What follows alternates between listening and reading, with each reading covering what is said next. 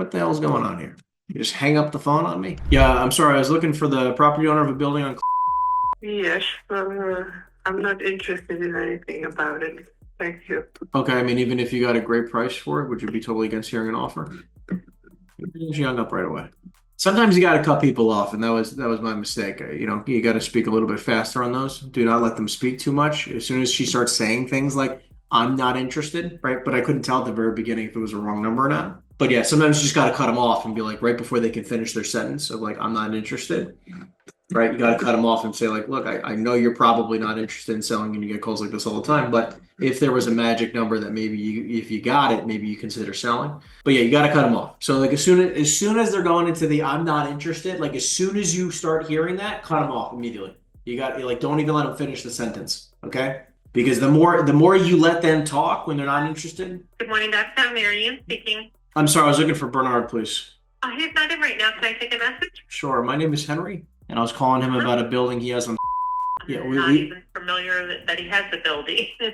Yeah, on what town is that? Okay. All right. And what's a good number to reach you at, Henry? My direct line is 908. Okay. It's a building that's on. Yeah, we spoke about, me and him spoke about 90 days ago. I just wanted to touch base with him. Thanks so much. Is there a better time that he's typically in the office? He's pretty much like semi-retired. He should be stopping in on Friday, but there's no like set time type of thing. Okay, that's understandable. Is there a better email that I could just email directly? That might be a little bit easier. Yeah, the best way is through my email because kind of group one and everybody sees it. It's Awesome. I'll send an email in the next 24 hours or so as well, just to touch base, and I'll try again maybe on Friday. like a plan.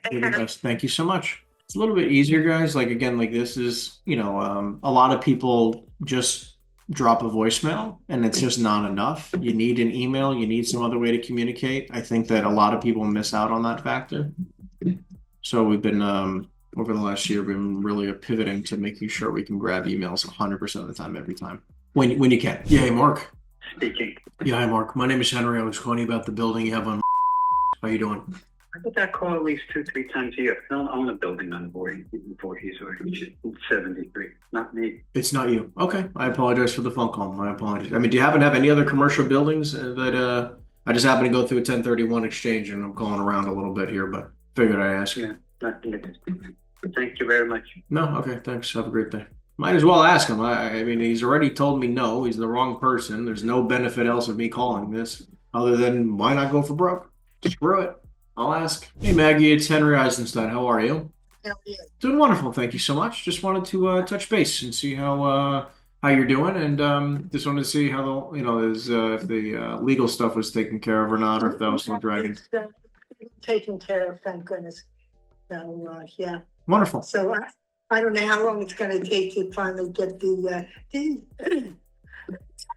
deed from my ex-husband's name into my son's name, but it's in the works. So. Well, that's good. That's great to hear. And then again, you received the letter of intent we sent over, right? Yes, I did. Yes, thank you. Wonderful. Thank you. I mean, what else can we do for you at this time to see if we can try to put something together? I mean, obviously, I know that that's going to take a little bit of time, but do you feel like there's the terms that we had sent over? Do you feel like they're at least reasonable or agreeable? Yeah, sure they are. Have you looked at the property at all? Yeah, we drove by it. I mean, we pulled in like kind of quickly, but like it wasn't like we were we didn't walk around at all. Okay. The only problem is the septic system. You're gonna have to put in. I don't know what you intend to do with it, or if you're just selling it to somebody. But it's going to definitely need a new septic system. Okay. So you know. All right, I'll take a note of that. Let me see here. Needs a new septic system. Okay. I mean, if you can convince the sewer authority to run the sewer, I mean, that would even be better for you. I'm sure. I don't know that they would do that. No, I understand that.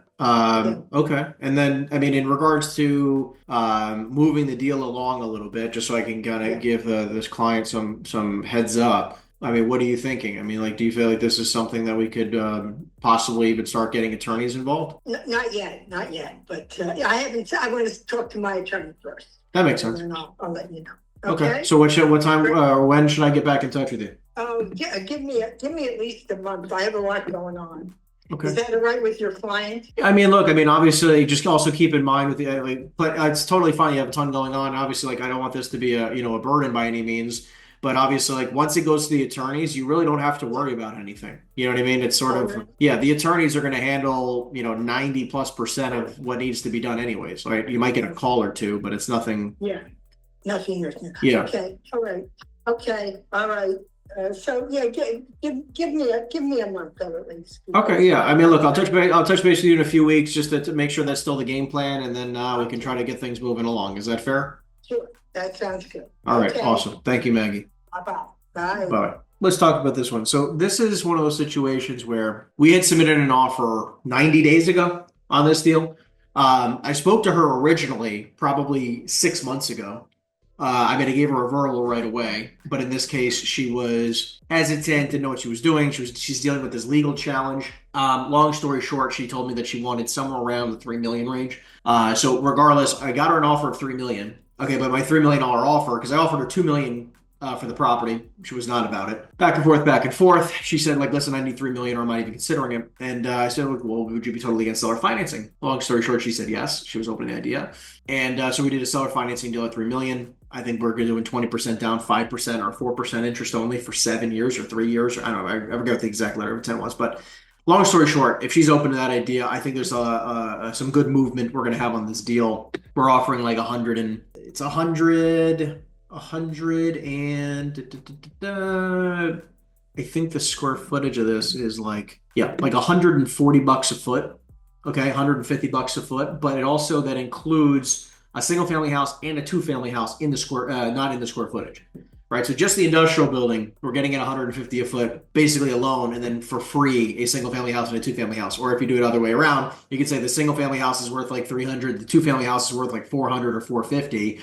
So it basically means that we're going to try to get like that's like 750 total off that. That means we're getting the property for like 120 a foot in a market where if we renovated it and made it nice, it's probably easily worth 200 a foot, easily, right? So.